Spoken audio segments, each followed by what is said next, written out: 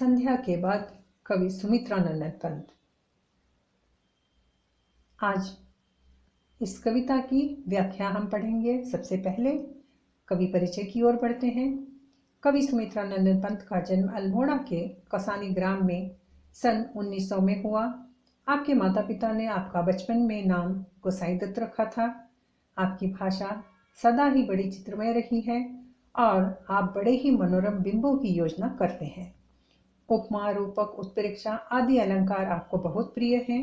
आपकी काव्य रचनाओं को पढ़कर यह निर्णय नहीं हो पाता कि आप कवि अधिक हैं या विचारक। आपका काव्य नारी, प्रकृति, मानवतावाद तथा चेतनावाद से घिरा हुआ है। आपकी मृत्यु 21 दिसंबर सन 1977 को हुई। संध्या के बाद कविता में रात्रिकालीन ग्रामीण परिवेश का सुंदर चित्रण प्रस्तुत किया है। साथ ही गांव के लोगों की गरीबी के दृश्यों को भी प्रस्तुत किया गया है। अब हम व्याख्या की ओर बढ़ते हैं। पहला पद है, सिमटा पंख सांझ की लाली, जा बैठी अब तरु शिखर पर, ताम्रपर्ण पीपल से, शतमुख झरते चंचल स्वर्णिम निर्झर, ज्योति स्तंभ सा धस सरिता में, सूर्य क्षितिज पर होता ओझल, बृहद जिम्भ विश्लित कंचुल, सा लगता चितकबरा गंगाजल। व्याख्या है, कवि संध्या को एक पक्षी के रूप में चित्रित करते हुए कहते हैं कि यह संध्या रूपी पक्षी अपने पंखों को समेटकर अपनी लाली के साथ पेड़ों की ऊपरी शाखाओं पर जा बैठता है तथा संध्या की लाली अब पेड़ों की फुंदियों पर ही दिखाई देती है। तांबे के रंग वाले पीपल के पत्तों के समान सैकड़ों मुख वाले झरने सुनहरी धाराओं में बह रहे हैं। झरनों के जल पर पीला प्रकाश पड़ रहा है। क्षितिज पर छिपता सूर्य नदी में प्रतिबिंबित होता ऐसा लगता है मानो प्रकाश का खंभा सा नदी में धंसता जा रहा है, और गंगा का चितकबरा जल ऐसे लगता है मानो कोई बड़ा सा अजगर थका हुआ लेटा हो। अभी दूसरा पद है, धूप शाह के रंग की रेती, अनिल उर्मियों से सर्पांकित, नील लहरियों में लोड़ित, पीला जल रजत जलद से बिंबित, सिकता सलील समीर सदा से स्नेह पाश में बंधे समुज्जल, अनिल पिघल कर सलिल, सलिल ज्यों गति द्रव खो बन गया लवोपल। व्याख्या है, कवि वर्णन करते हैं कि नदी पट पर धूप छाही रेत का प्रकाश फैला हुआ है। वह हवा के चलने पर सरप की आकृति ले लेती है। नदी के नीले जल पर सूर्य का प्रतिबिंब पड़कर उसे पीला बना देता है तथा उस पर बादलों की सफेदी पड़ रही है। रेत पानी अपनी गति खोकर छोटे छोटे बर्फ के कणों का रूप ले लेते हैं। इस तरह प्रकृति में तरह तरह के रूप धारण करती दिखाई देती है।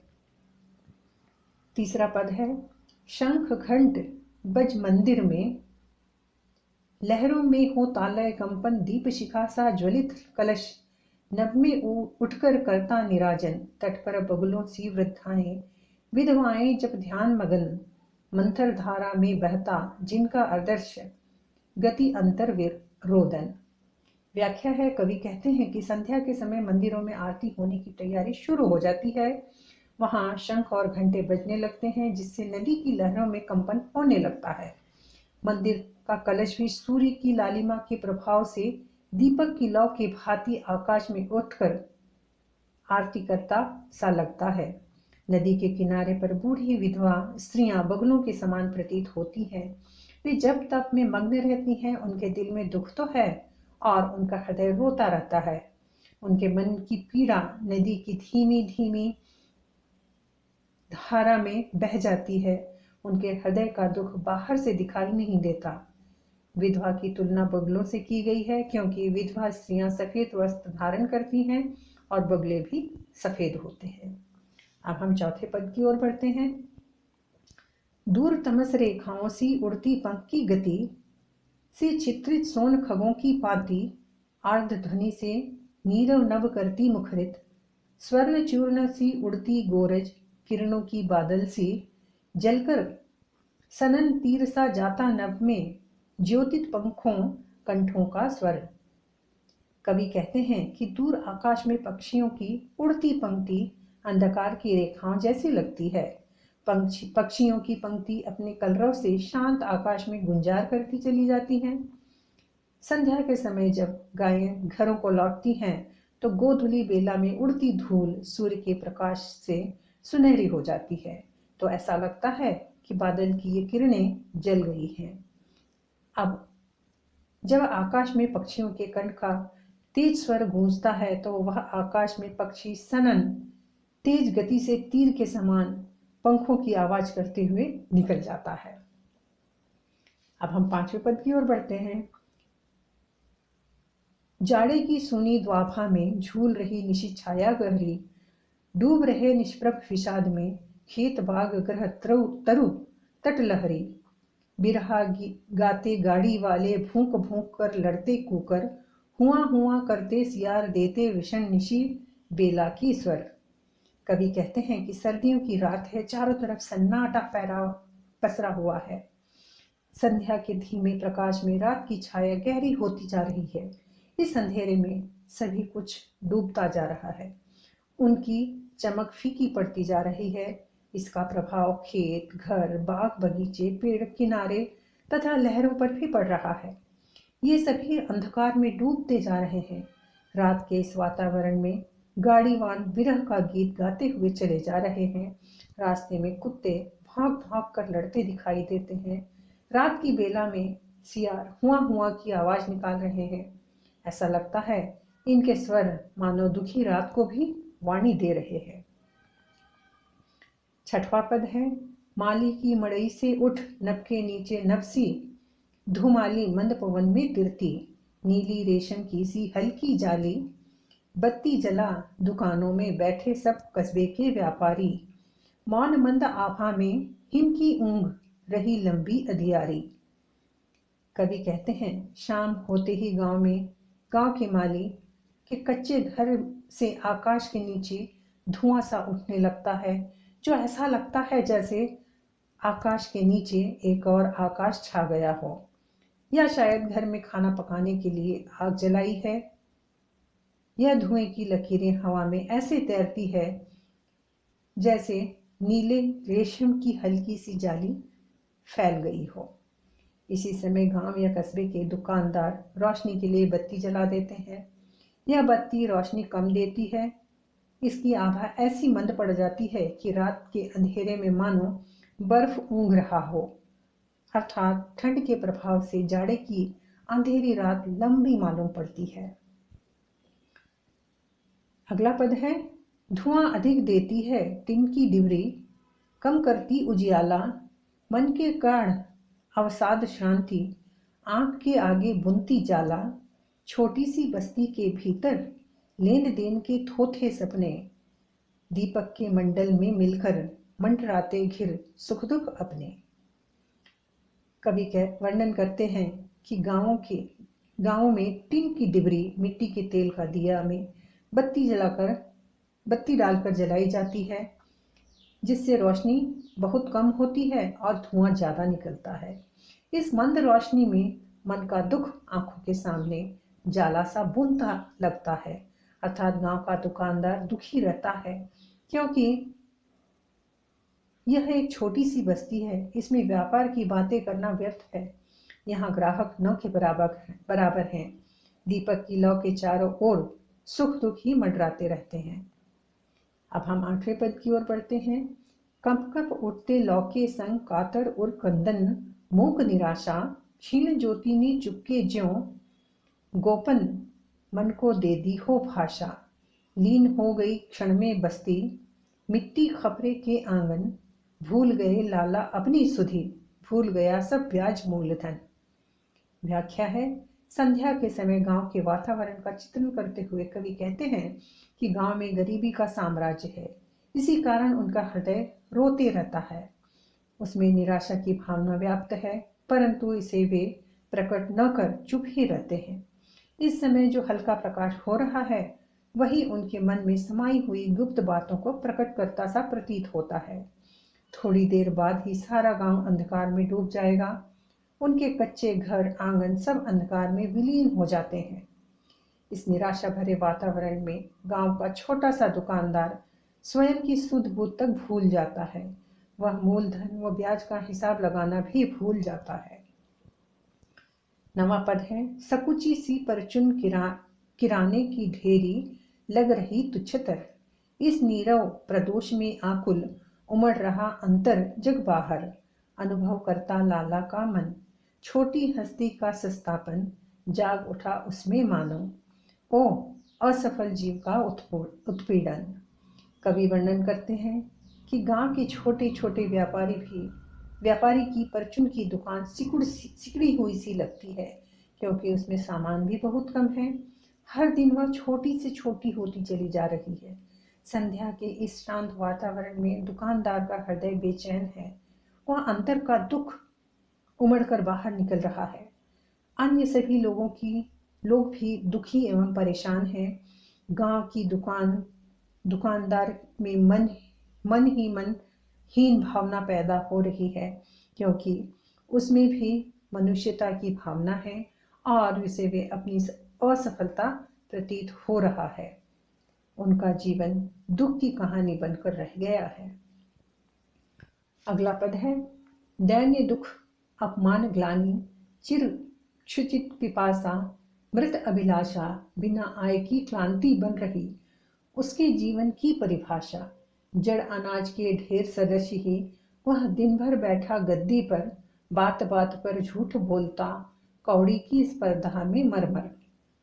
व्याख्या है, गांव के लोग घोर दरिद्रता में जीवन बिता रहे हैं। वे दीनता, दुखी, बेइज्जती और घृणा के भावों को झेलते हैं। वे भूखे प्यासे रहते हैं। उनकी इच्छाएं मर गई हैं, क्योंकि वे कभी पूरी नहीं हो पाती है। उनकी आमदनी बहुत कम है।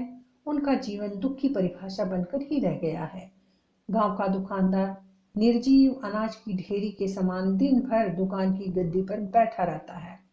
उसकी बिक्री बहुत कम है और इस कारण वह पैसा कमाने की होड़ में बात बात पर झूठ बोलता रहता है। अब हम 11वें पद की ओर बढ़ते हैं। फिर भी क्या कुटुंब पलता है, रहता स्वच्छ सुघर सब परिजन, बना पा रहा वह पक्का घर। मन में सुख है, जुटता है धन, खिसक गई कंधों से कथड़ी, ठिठुर रहा अब सर्दी से तन, सोच रहा बस्ती का बनिया, घोर विवशता का निज कारण। कवि कहते हैं कि ग्रामीण परिवेश में छोटी सी दुकानदारी के लिए सारे प्रयास करने पर भी उसके परिवार का भरण पोषण नहीं हो पाता है। उनको पहनने के लिए साफ सुथरे कपड़े नहीं मिल पाते और न वे तंदुरुस्त रह पाते हैं। वह अपने रहने के लिए पक्का घर भी नहीं बना पाता। उनके मन में न तो कोई सुख है और न ही वह धन कमा पाता है। वह कंधों पर फटे कपड़ों की बनी गुदड़ी डाले हुए है और उसका शरीर सर्दी के कारण कांप रहा है, क्योंकि वह यह सोचता है कि उसका जीवन हर मोर्चे पर असफल ही रहा है। इसी सोच में उसके कंधे पर रखी हुई गुदड़ी खिसक जाती है और वह यह सोचता है कि उसका जीवन इतनी विविधताओं से क्यों भरा है, जो उसे वे सभी वस्तुएं नहीं मिल पाती है जो एक शहरी दुकानदार को प्राप्त होती है। गांव का वह दुकानदार घोर विवशता का जीवन जीने को मजबूर है। अब हम 12वें पद की ओर बढ़ते हैं। शहरी बनिया सा वह भी उठ, क्यों बन जाता नहीं महाजन, रोक दिए हैं किसने उसकी जीवन उन्नति के सब साधन। यह क्या संभव नहीं व्यवस्था में, जबकि कुछ हो परिवर्तन, कर्म और गुण के समान ही सकल आय व्यय का हो वितरण। इस पद की व्याख्या है, प्रस्तुत पंक्तियों में कवि कह रहे हैं कि गांव का छोटा सा दुकानदार यह सोचता है कि वह शहरी व्यापारी के समान बड़ा क्यों नहीं बन पाता। उसे भी महाजन बनने का अधिकार है, पर वह बड़ा नहीं बन पा रहा। ऐसा क्यों? उसे यह बात समझ में नहीं आती कि उसकी तरक्की किसने रोकी हुई है। उसके जीवन में उन्नति क्यों नहीं हो पाती। क्या आज संसार की जो व्यवस्था चल रही है उसमें परिवर्तन नहीं हो सकता? अर्थात इस व्यवस्था में परिवर्तन होना ही चाहिए। इसमें परिवर्तन से ही हमारे जीवन में सुधार आ सकता है और कर्म और गुण के आधार पर सभी को आमदनी और खर्चे का वितरण होना चाहिए। अब हम 13वें पद की ओर बढ़ते हैं। घुसे घरौंदों में मिट्टी के अपनी अपनी सोच रहे जन, क्या ऐसा कुछ नहीं, फूंक दे जो सब में सामूहिक जीवन।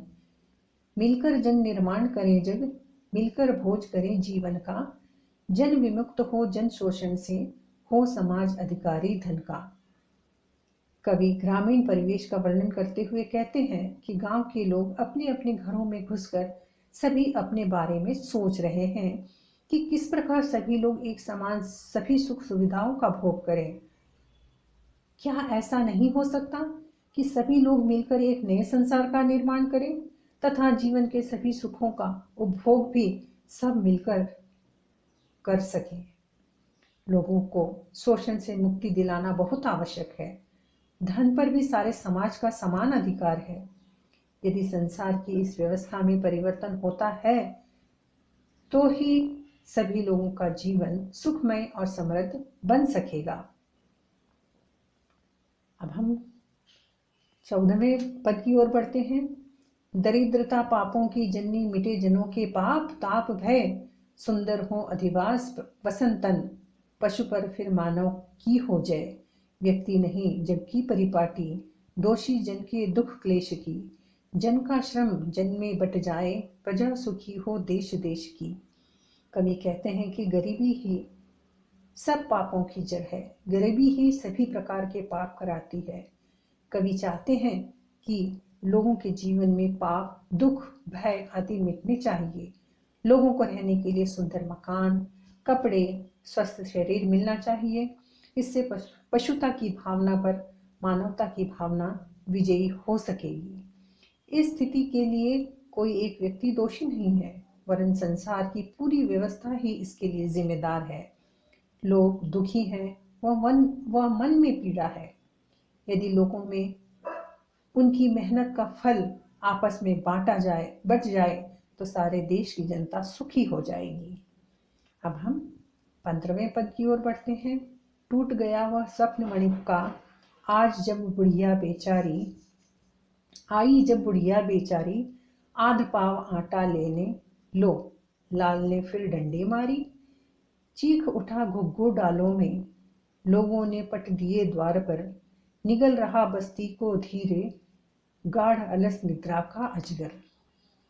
व्याख्या है, कवि वर्णन करते हैं कि गांव का छोटा सा दुकानदार अकेला बैठा हुआ संसार के सभी लोगों को सुख प्राप्त हो यही सपना देखता रहता है, परंतु वह स्वयं स्वार्थी बने रहना चाहता है।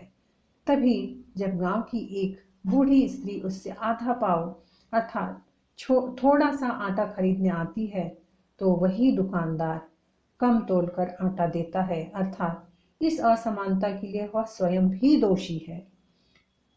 स्थिति का प्रति घुग्गू जब चीखता है तो लोग अपने घरों के दरवाजे बंद कर लेते हैं, अर्थात शोषक वर्ग की एक घुड़की उन्हें चुप करा देती है। धीरे धीरे सारा गांव नींद में डूब जाता है। ऐसा लगता है कि नींद का अजगर उन्हें निगल रहा है। इस प्रकार संध्या के बाद कविता के 15 पदों की व्याख्या पूरी होती है। आप यहाँ पर प्रश्न भी देख सकते हैं कि किस प्रकार के प्रश्न आते हैं। वे प्रश्न बनाए गए हैं, उसके उत्तर भी यहाँ पर दिए गए हैं। जो आप देख रहे हैं कि कविता पर आधारित प्रश्न और उत्तर यहाँ पे बनाए गए हैं, जो आपके पठन पाठन के लिए सहायक होंगे। और इसके भी अलावा अगर आप किसी प्रकार की अन्य सामग्री चाहते हैं, कमेंट बॉक्स में अवश्य लिखिए। और मित्रों, लाइक करना, शेयर करना और चैनल को सब्सक्राइब करना ना भूलें। धन्यवाद।